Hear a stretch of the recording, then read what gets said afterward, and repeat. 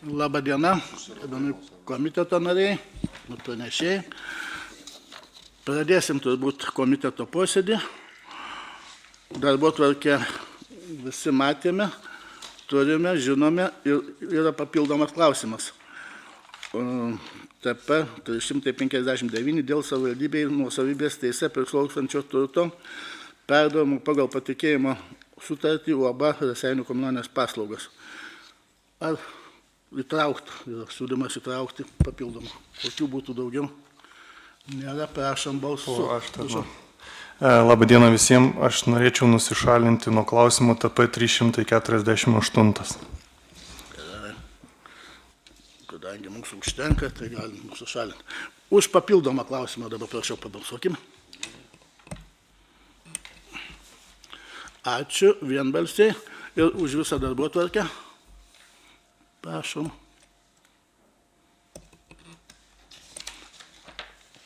Ačiū vienbalsiai. Pradėsime nuo pirmo klausimo. TP 343. Prašome.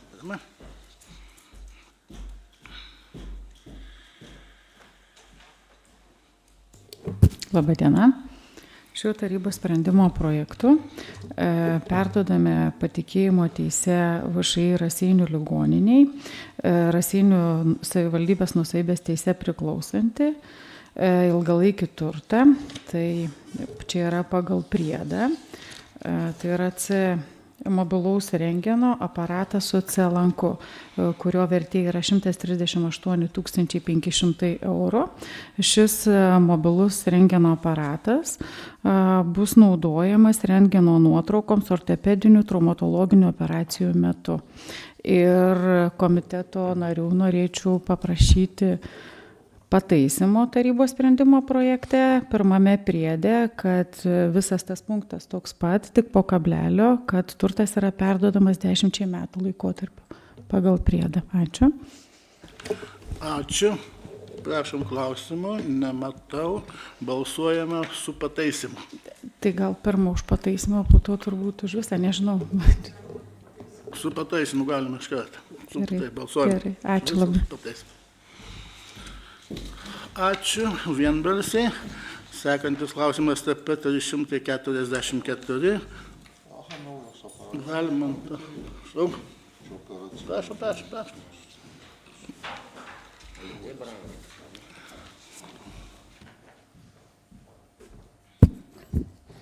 Labą dieną. Pristatomas jums sprendimas dėl prioritetinių eilių sąrašo patvirtinimo. Pasakysiu iš karto, jisai nieko nesikeičia, tik tai dasideda kiemų aikštelių eiliškumas. Dėl ko tai yra daroma? Todėl, kad kiemų aikštelės yra patvirtintas tarybos sprendimu jau, bet kelių direkcija arba Via Lietuva tas netinka, kad galėtume mes finansuoti tos kiemus. Tie lėšos buvo po konkursų sutaupė trupučiuką ir nes neįvyko viešieji pirkimai, užsitempė projektavimas ir darbų pirkimai, tai praaiškai ten po 1000, po 2, po 3 lieka ir mokyklos gatvėje 104, paliekam tik už projektavimą, už tą ir maždaug apie 40 000, kad nereikėtų rizikuoti, sako, mes padarysim. Bet nes gruodžio 4 jau reikia, 6 tai yra, reikia vėl aktuoti, pabaigti. Tai neaišku, koks oras bus, tai geriau nerizikuodami, juos atiduosim tiem kiemiam, kurie yra padaryti. Ir Gilių Tvenkinio gatvė, dabar tik tai esam projektą pasirengę ir skelbsim konkursą. O daugiau niekas nesikeičia. Klausimų nematau. Balsuojam. Kas už, kas kitaip. Ačiū. Ačiū vienbalsiai. Sekantis klausimas TP 346. Rūtenė Ilgamdana.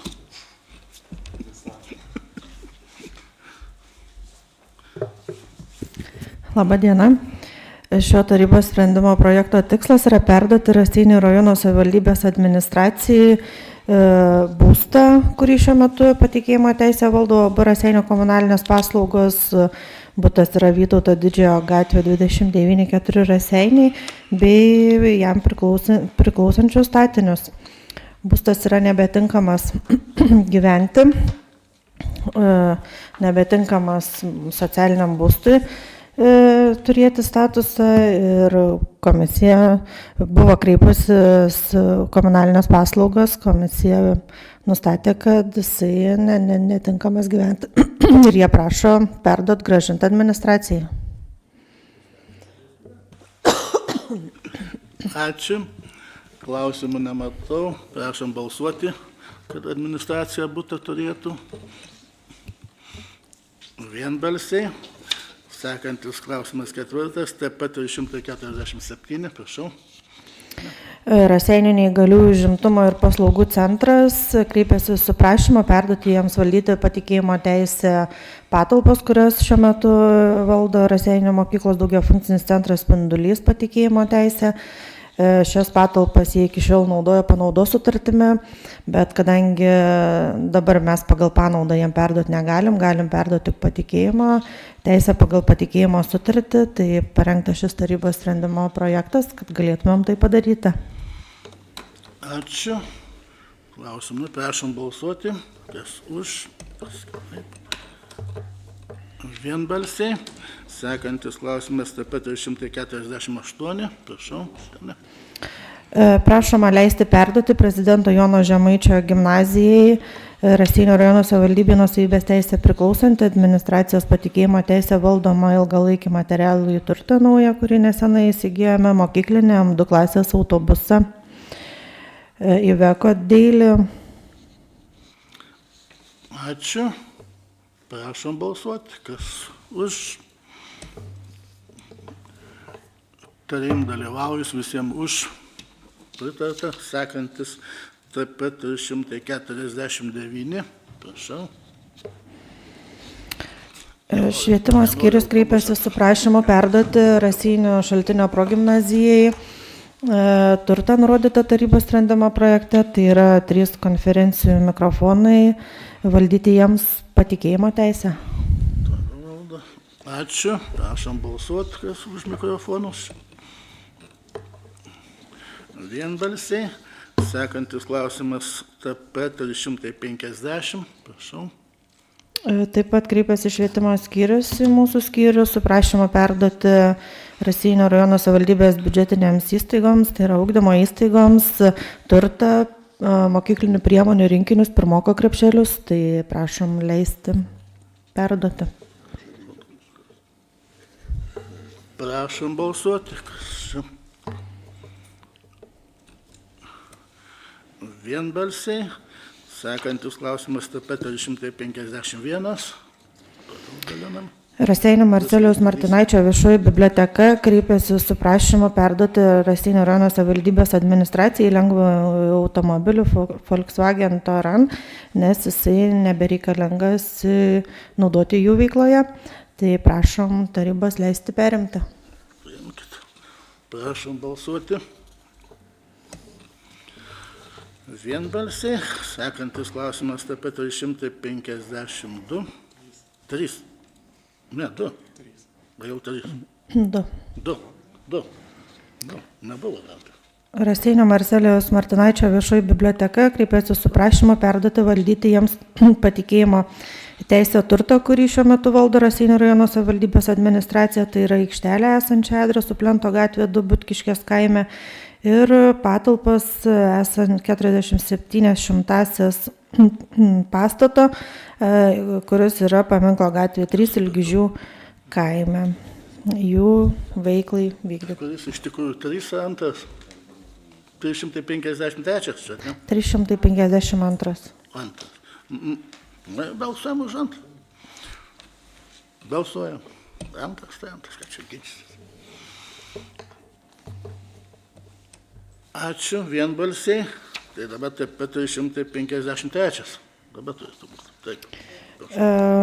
Kaimų bendruomenė Butkiškės kreipėsi su prašymu perduoti jiems naujai 10 metų laikotarpį turtą, kurį jie iki šiol ir valdė panaudos sutartimi, tačiau bendruomenė nori dalyvauti Žemės ūkio ministerijos organizuojamame konkurse, kur viena iš sąlygų yra, kad turtą turi valdyti ne trumpiau kaip 5 metus, tai kadangi jų sutartis panaudos senoji baigėsi 2026 metais, tai prašo perduoti turtą naujai 10 metų laikotarpį. Tai yra negyvenamasias patalpas esančios Plento gatvė 2 Butkiškės kaime, kiemo 70-50 kiemo statinių esančios Plento gatvė 2 Butkiškė ir tuo pačiu adresu esančią aikštelę. Ačiū. Prašom balsuoti. Duodam tai bendruomeniai. Tegu lieka. Ačiū.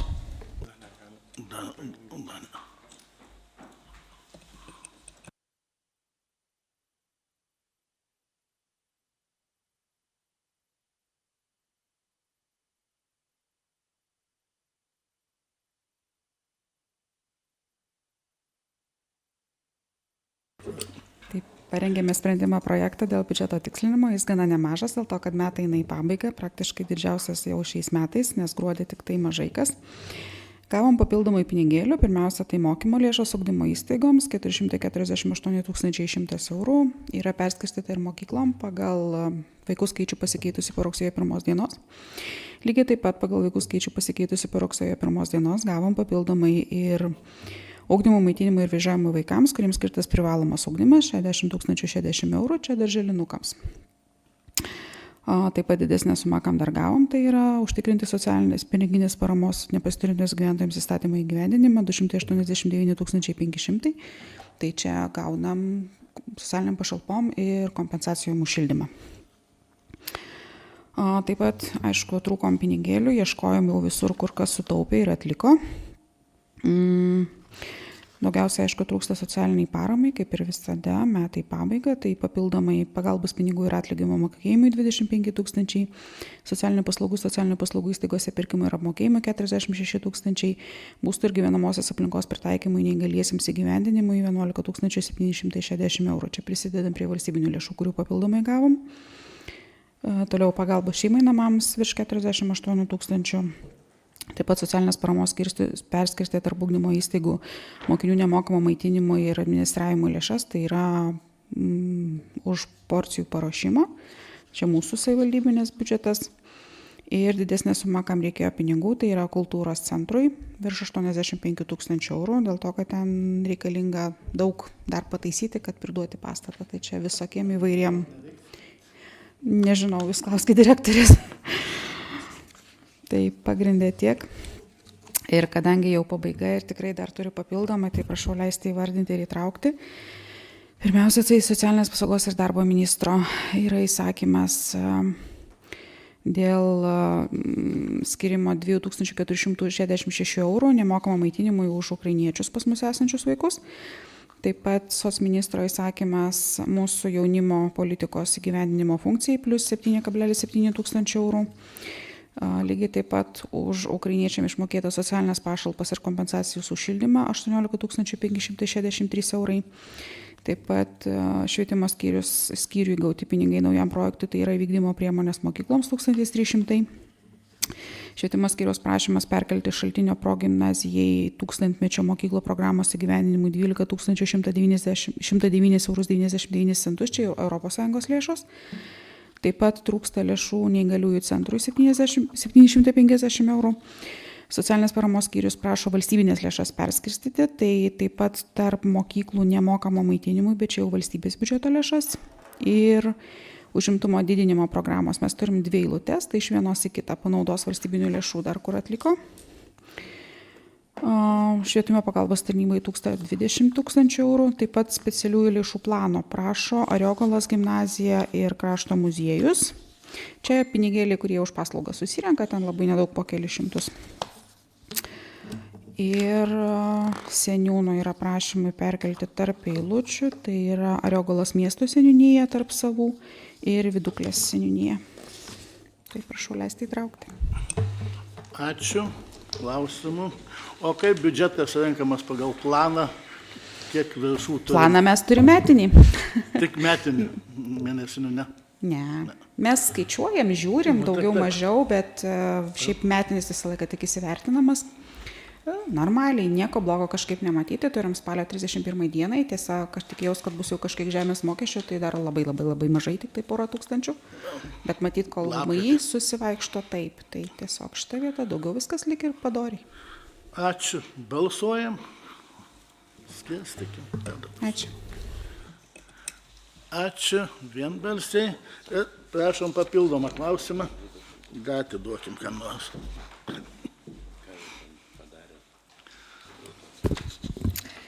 Šiuo tarybos sprendimo projektu siūloma perduoti patikėjimo teisę pagal patikėjimo sutartį UAB Raseinių komunalinės paslaugas Raseinių rajono savivaldybei nuosavybės teise priklausanti. Šiuo metu Raseinių rajono savivaldybės administracijos patikėjimo teise valdoma ilgalaikį nekilnojamą materialų turtą, tai yra naujai nupirktą socialinį būstą esantį Draugystės gatvė 14 Girkalnės. 10 metų terminas savivaldybės funkcijoms susijusioms su perduodamo turto valdymu įgyvendinti. Ačiū. Prašom balsuoti.